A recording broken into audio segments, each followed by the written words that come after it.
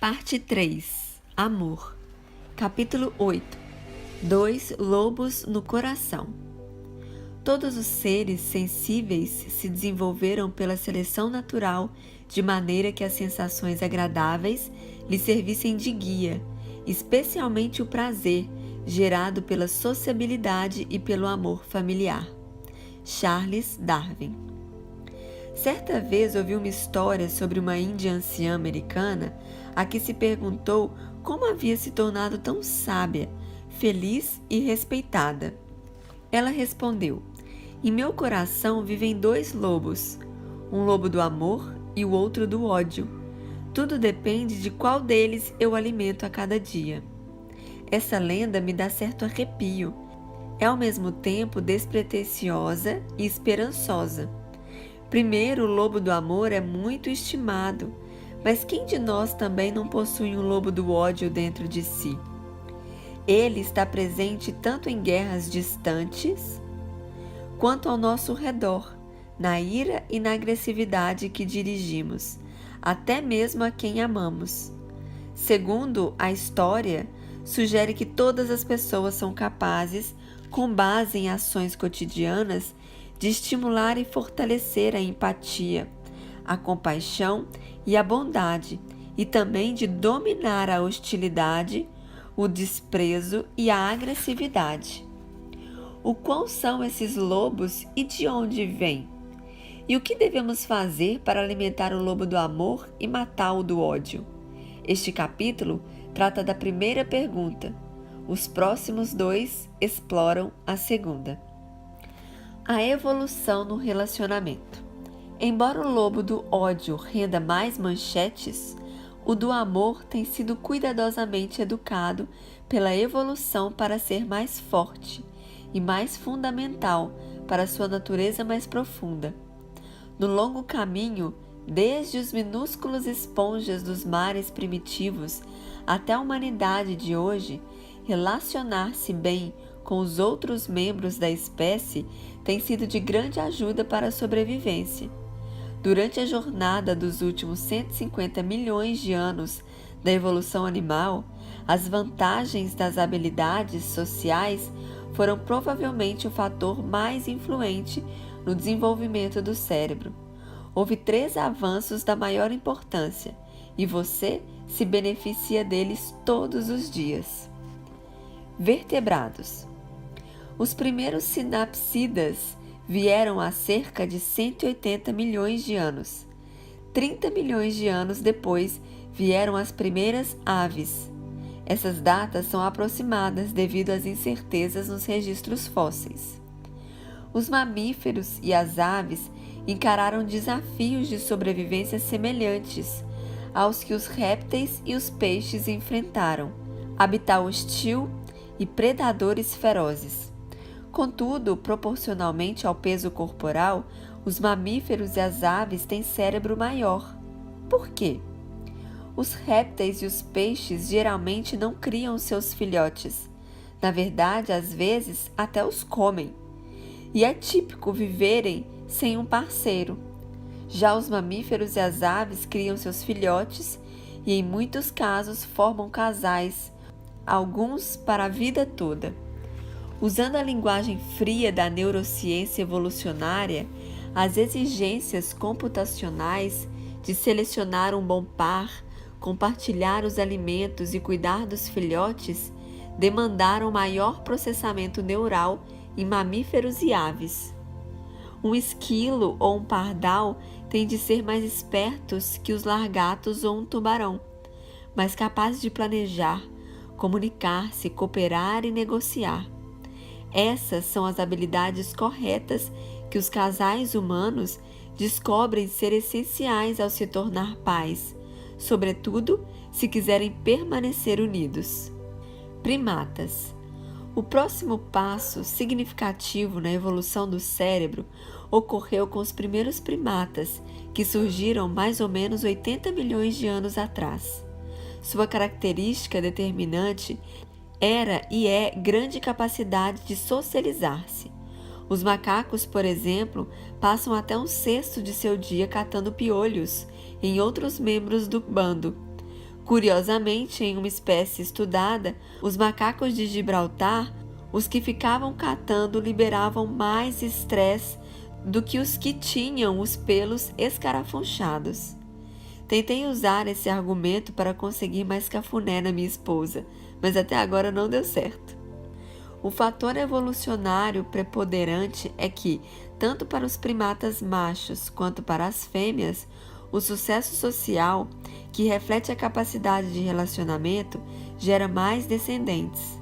Na verdade, quando mais sociável é uma espécie primata, avaliada por fatores como tamanho da prole, quantidade de parceiros que ficam se afagando e complexidade hierárquica, maior é o córtex em comparação com o restante do cérebro.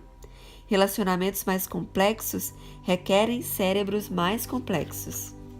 Além disso, apenas os grandes macacos, a família mais moderna de primatas, que inclui os chimpanzés, os gorilas, os orangotangos e o homem, desenvolveram células fusiformes, um tipo singular de neurônio que sustenta aptidões sociais avançadas. Grandes macacos, por exemplo, costumam consolar membros do bando que estão chateados, embora esse tipo de comportamento seja raro entre outros primatas. Assim como nós, os chimpanzés riem e choram. As células fusiformes são encontradas somente no córtex cingulado e na ínsula, o que indica que essas regiões e suas funções de empatia e autoconsciência passaram por pressão evolutiva intensa nos últimos milhões de anos.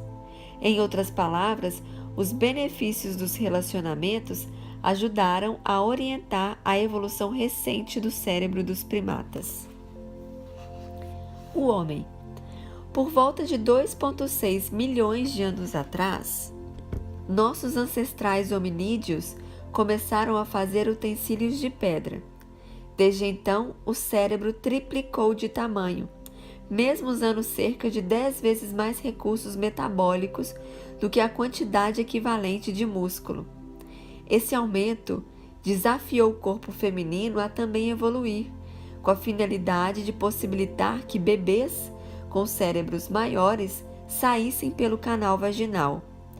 Dados seus custos biológicos, esse rápido crescimento deve ter conferido muitos benefícios à sobrevivência, e muito do que foi adicionado é usado para processamentos sociais, emocionais, linguísticos e conceituais. O homem, por exemplo, tem muito mais neurônios fusiformes do que os macacos de grande porte. Eles criam um tipo de via expressa de informação que sai do córtex cingulado e da ínsula, duas regiões cruciais para a inteligência social e emocional, para outras partes do cérebro.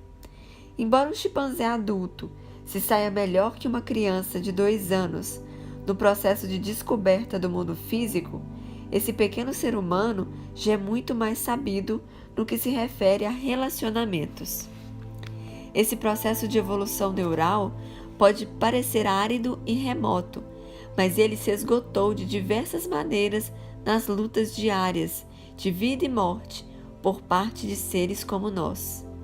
Por muito tempo, até o advento da agricultura, há cerca de 10 mil anos, nossos ancestrais viveram em grupos de caça e coleta, em geral com menos de 150 membros.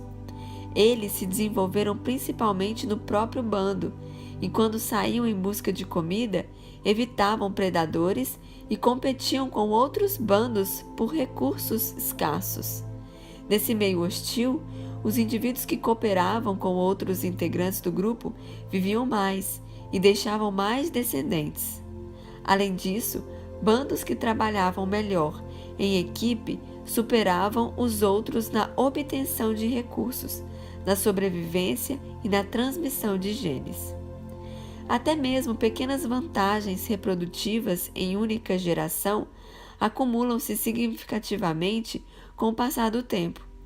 Ao longo de 100 mil gerações, desde o surgimento das primeiras ferramentas, aqueles genes que promoveram aptidões de relacionamento e tendências cooperativas imprimiram seus traços na constituição genética da população humana.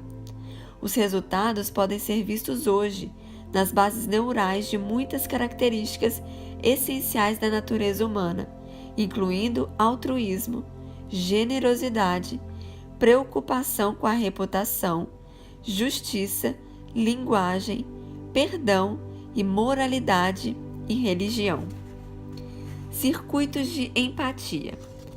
Poderosos processos evolutivos configuraram o sistema nervoso para produzir as aptidões e inclinações que promovem relacionamentos cooperativos, alimentando um grande e amável lobo no coração.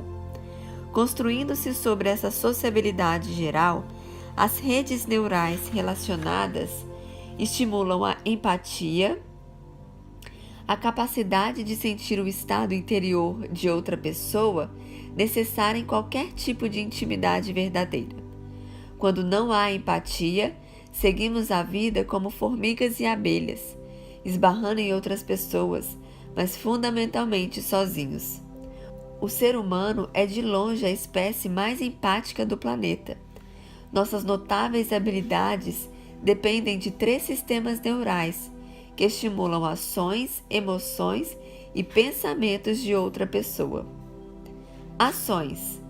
Redes nos sistemas perceptivo-motores do cérebro são acionadas quando uma pessoa realiza uma ação e quando vem alguém desempenhando a mesma ação, o que dá a você uma sensação igual à que essa pessoa está tendo no corpo. De fato, essas redes espelham o comportamento dos outros, daí o termo neurônio espelho. Emoções. A ínsula e os circuitos relacionados são ativados quando você passa por emoções fortes como medo ou raiva e quando você vê outras pessoas sentindo essas mesmas emoções, principalmente se foram pessoas queridas. Quanto mais consciência você tem de seus estados emocionais e corporais, mais sua ínsula e o córtex cingulado anterior, CCA, são ativados, e melhora a sua capacidade de reconhecer o estado de outras pessoas. Na verdade, as redes límbicas que produzem seus sentimentos também aprendem os sentimentos alheios. Como resultado, deficiências na expressão de emoções, como em quem sofreu um AVC, muitas vezes também afetam o reconhecimento das emoções em outras pessoas. Os psicólogos empregam o termo teoria da mente, TDM, para se referir à capacidade de imaginar os processos internos de alguém. A TDM envolve estruturas pré-frontais e lobotemporais que são bem recentes no processo evolutivo.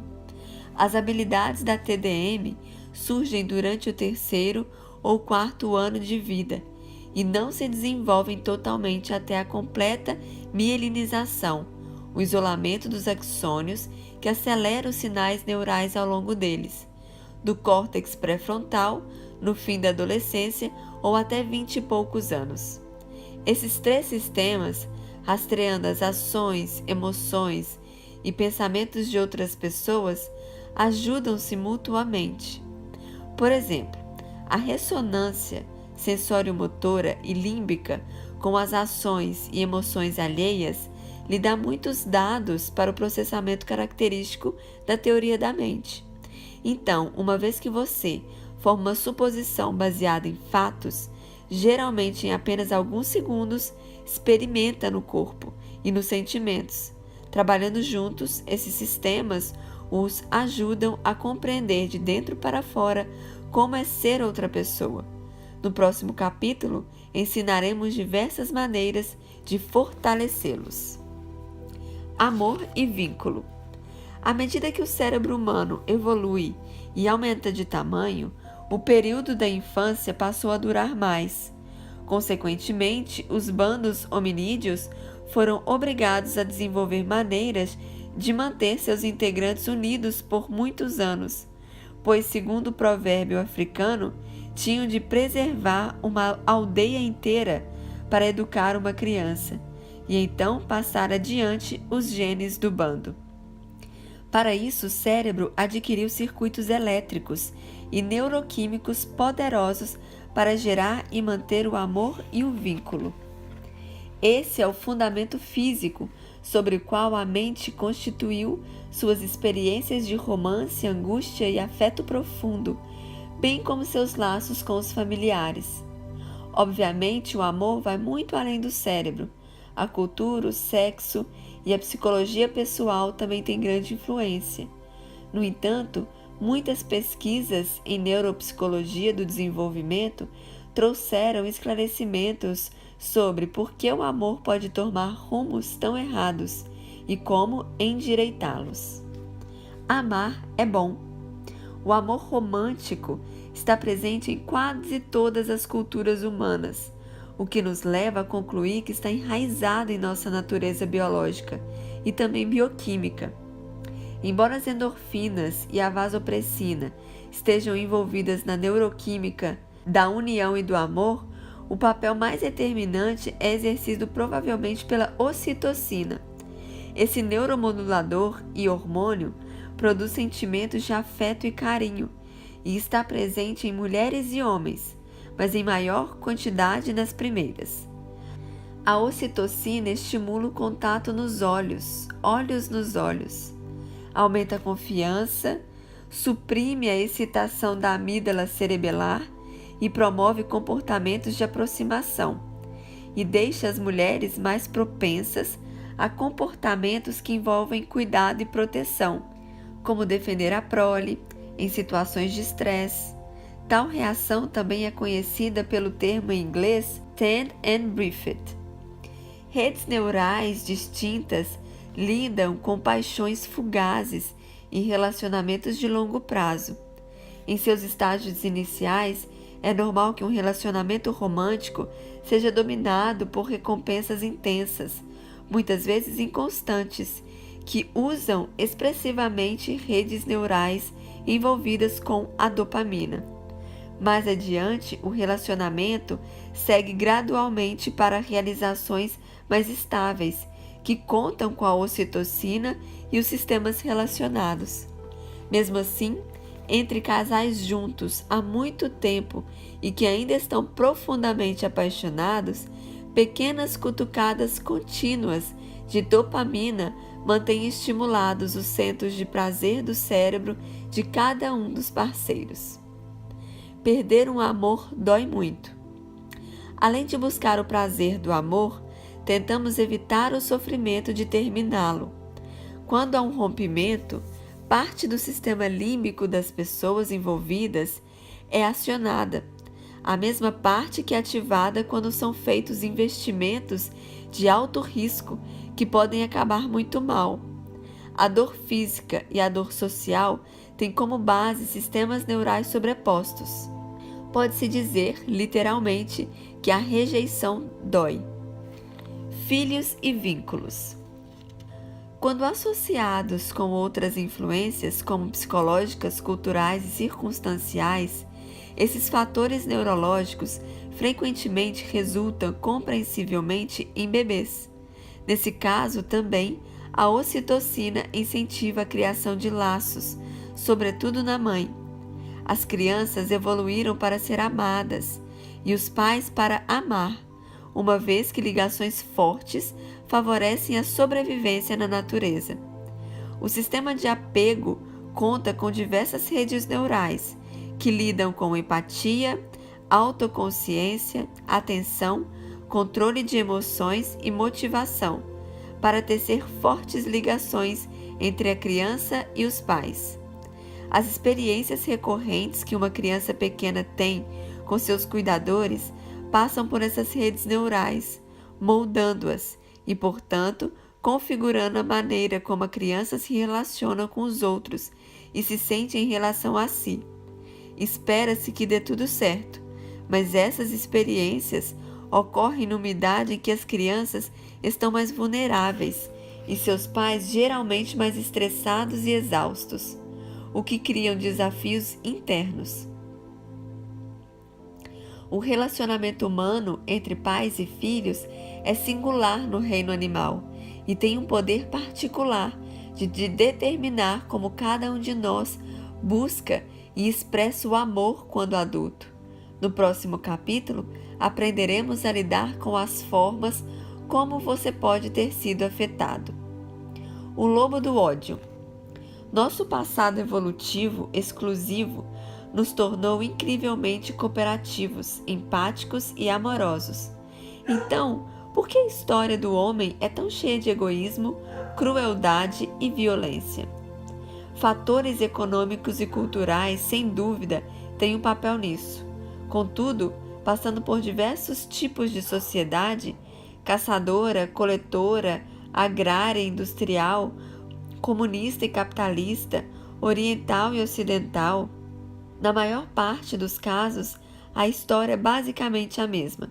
Lealdade e proteção para nós, entre aspas, e medo e agressividade em relação aos outros, entre aspas. Já vimos como essa postura em relação a nós faz parte de nossa natureza. Agora vamos analisar como o medo e a agressividade se desenvolvem contra os outros, entre aspas. Odioso e brutal. Por milhões de anos, nossos ancestrais foram expostos à fome, a predadores e a doenças.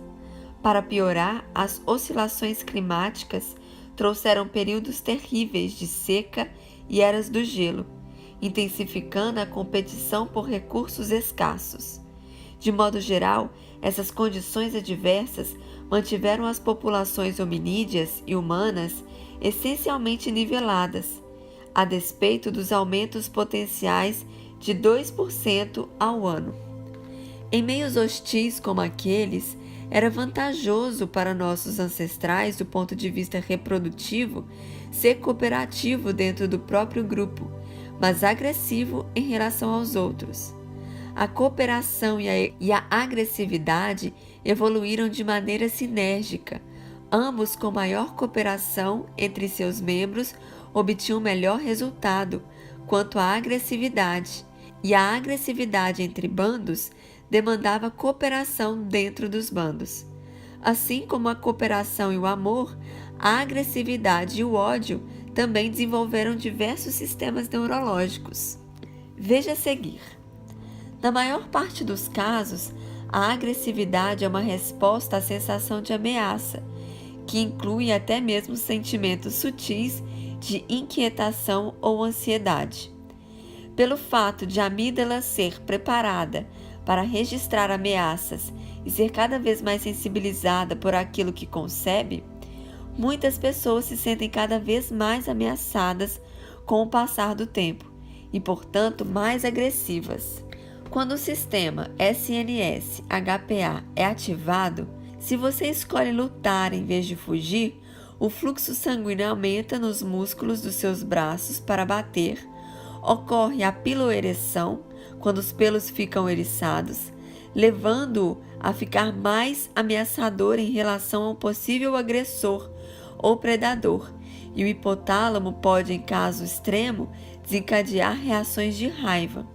A agressividade está relacionada com a alta taxa de testosterona, tanto em homens quanto em mulheres, e a baixa serotonina. Sistema de linguagem nos lobos temporal e frontal esquerdo trabalham com processamentos visuais e espaciais no hemisfério direito para classificar os outros como amigos ou inimigos, pessoas ou coisas sem importância. A agressividade hostil, em que a grande ativação do SNS-HPA frequentemente domina a regulação pré-frontal das emoções. A agressividade instrumental envolve pouca ativação do SNS-HPA e usa prolongada atividade pré-frontal. O resultado dessa dinâmica neural nós conhecemos muito bem.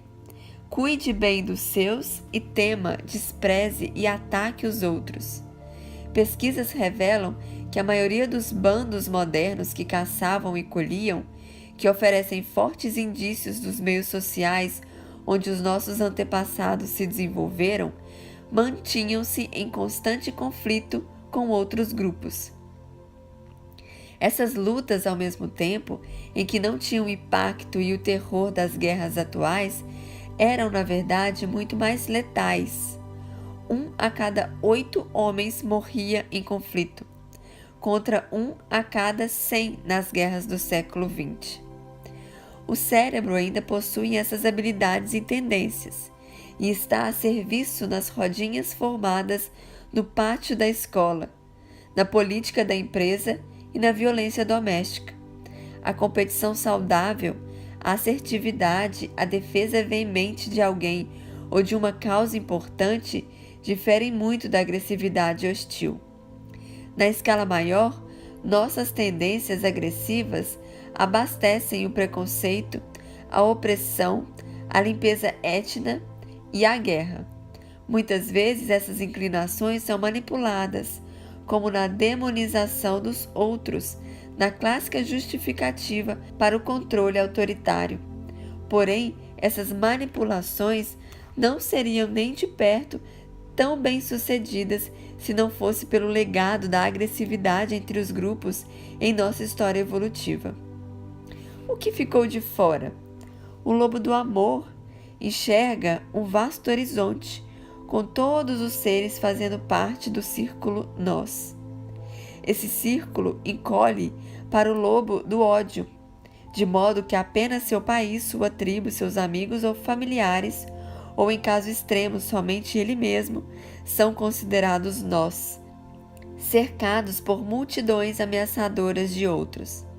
Na verdade, às vezes, o círculo fica tão pequeno que uma parte da mente tem ódio da outra parte. Por exemplo, já tive pacientes que não conseguiam se olhar no espelho porque se achavam muito feios. Existe um ditado zen segundo o qual nada fica de fora da consciência, nada fica de fora da experiência, nada fica de fora do coração. Conforme o círculo diminui, surge naturalmente a questão: o que é deixado de fora? As pessoas do outro lado do mundo, seguidoras de outra religião, ou os vizinhos de cujas opiniões políticas a pessoas discorda? Ou parentes complicados ou velhos amigos que a magoaram? Poderiam ser qualquer um que seja considerado inferior ou que seja usado apenas como um meio para determinado fim. Assim que alguém inclui uma pessoa no círculo de nós, a mente/cérebro automaticamente começa a desvalorizá-la e a justificar o tratamento inadequado da sua parte. Isso deixa o lobo do ódio agitado e em movimento, a uma pequena distância da agressão ágil. Pense em quantas vezes por dia alguém fica de fora do círculo, sobretudo de maneira sutil. Ele não é da minha classe social, não é meu tipo, e assim por diante. Note o que acontece em sua mente quando você se livra conscientemente dessa distinção e, em vez disso, se concentra no que existe em comum entre você e o outro, o que os torna nós. Ironicamente, uma resposta para o que ficou de fora é o lobo do ódio em si, que costuma ser renegado ou subestimado. Por exemplo, não fico à vontade ao admitir que me sinto bem quando o mocinho mata o bandido em um filme. Querendo ou não, o lobo do ódio está vivo e bem dentro de cada um de nós.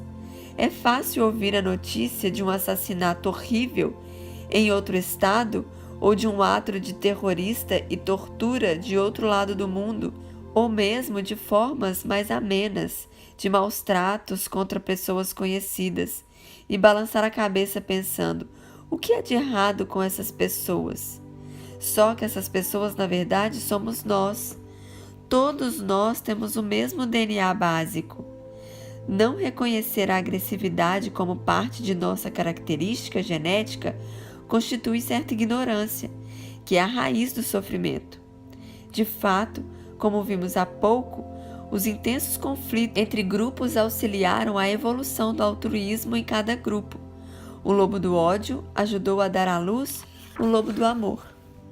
O lobo do ódio está profundamente incrustado no passado evolutivo do homem, bem como no cérebro de cada pessoa atualmente, pronto para se manifestar diante de qualquer ameaça. Ser realista e honesto a respeito dele e de suas origens impessoais evolutivas faz surgir a compaixão por si mesmo. Seu lobo do ódio precisa ser amassado, é certo, mas não é culpa sua se ele fica à espreita nas sombras da sua mente, e ele provavelmente o aflige mais do que qualquer pessoa. Além disso, admitir sua existência incita uma prudência muito útil em situações nas quais você se sente maltratado ou agitado. Discutir com o vizinho, disciplinar uma criança, reagir a uma crítica no trabalho, e o lobo começa a acordar. Quando você assiste ao noticiário da noite ou ouve as crianças brigando, às vezes tem a impressão de que o lobo do ódio dominou a existência humana. Da mesma forma como a súbita excitação do SNS-HPA se destaca contra um pano de fundo de ativações parasimpáticas em repouso. Nuvens negras de agressividade e conflitos chamam mais atenção do que o imenso céu de união e amor pelo qual elas passam. Contudo, na verdade, a maioria das interações tem uma qualidade cooperativa. O homem e os outros primatas constantemente reprimem o lobo do ódio e reparam seus danos, retornando a uma linha de relacionamentos razoavelmente positivos entre si. Na maioria das pessoas, na maior parte do tempo, o lobo do amor é maior e mais forte que o do ódio. Amor e ódio vivem e se embolam em todo o coração, assim como filhotes se engalfinhando em uma gruta. Não dá para matar o lobo do ódio. A aversão contida em tal atitude, na verdade, criaria aquilo que você está tentando destruir. Mas você pode vigiar o lobo com cuidado, mantê-lo preso e limitar seus sobressaltos, seu senso de justiça, descontentamentos, ressentimentos, desprezos e preconceitos. Ao mesmo tempo, alimente e estimule o lobo do amor. Veremos como fazer isso nos próximos capítulos. Capítulo 8, pontos-chave. Todos nós temos dois lobos no coração, o lobo do amor e o do ódio. Tudo depende de qual deles alimentamos diariamente. Embora o lobo do ódio chame mais atenção, o do amor é maior e mais forte, e seu desenvolvimento ao longo de milhões de anos tem sido um fator essencial para a evolução do cérebro. Por exemplo, mamíferos e aves têm cérebro maior que répteis e peixes, em grande parte para lidar com relacionamentos com seus pares e sua prole, e quando mais sociável a espécie primata, maior o cérebro. O cérebro humano triplicou de tamanho nos últimos 3 milhões de anos. Muito desse crescimento é destinado a habilidades intrapessoais como empatia e planejamento cooperativo. Nas condições hostis enfrentadas por nossos ancestrais, a cooperação favorecia a sobrevivência. Assim, fatores que promovem a cooperação foram entremeados em nosso cérebro, como altruísmo, generosidade, preocupação quanto à reputação, justiça, linguagem, perdão, moralidade e religião. A empatia depende de 3 sistemas neurais que simulam ações, emoções e pensamentos alheios. À medida que o cérebro aumentava de tamanho, os primeiros homens precisavam de uma infância mais longa para desenvolvê-lo e treiná-los. E com isso, nossos ancestrais tinham de encontrar novas maneiras de criar vínculos entre pais, filhos e outros membros do bando, pois é preciso uma aldeia inteira para educar uma criança. Isso é executado por múltiplas redes neurais, como sistemas de recompensa à base de dopamina e ocitocina, e sistemas de punição, em que a rejeição social produz ativação de forma semelhante à dor física. Ao mesmo tempo, o lobo do ódio também evoluiu. Bandos que caçavam e colhiam alimentos frequentemente travavam lutas altamente letais com os outros bandos. A cooperação interna nos grupos tornou a agressividade entre grupos mais eficiente, e as recompensas de tal violência, comida, companheiros, sobrevivência, promoviam a cooperação entre os membros do bando. Cooperação e agressividade, amor e ódio evoluíram juntos de maneira sinérgica. Suas habilidades e tendências permanecem dentro de nós até hoje. O lobo do ódio restringe o círculo do nós, chegando às vezes a ponto de caber somente a própria pessoa dentro dele. O cérebro está sempre categorizando nós e os outros, e automaticamente dá preferência aos primeiros e desvaloriza os últimos. Ironicamente, o lobo do ódio pode ser deixado de fora do círculo do nós, mas não é possível matá-lo, e negar sua existência apenas faz com que ele cresça nas sombras. Precisamos admitir a existência do lobo do ódio e valorizar o poder do lobo do amor, para então dominar um e eliminar o outro. No próximo vídeo, entraremos no capítulo 9, Compaixão e Assertividade.